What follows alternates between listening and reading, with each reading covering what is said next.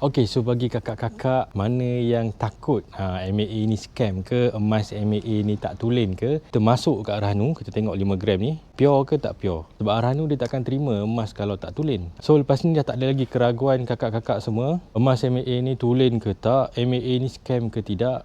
Okey, so kita dah sampai dekat Arhanu Exchange. Saya nak tunjuk kat kakak-kakak semua purity emas ni boleh tak boleh masuk Arhanu. Kalau dia tulen, dia boleh masuk. Kalau dia tak tulen, dia tak boleh masuk. So jom.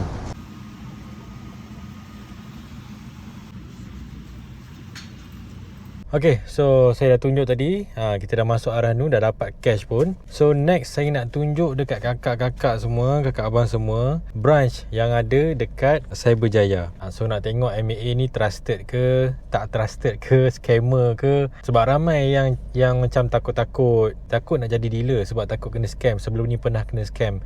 So saya buat video ni, semoga membantulah kakak abang semua untuk membuat keputusan yang bijak dan tepat. Okay, so sekarang saya dah ada dekat depan branch Cyberjaya. Ni lah, ni branch dia. So bila sampai, mana yang dah daftar dealer kan, sampai masuk je pintu ni. Tak payah tekan loceng tu, masuk je. So macam ni lah dalam dia. Dalam dia macam ni. Ramai juga hari ni. Berapa jadi? Okay.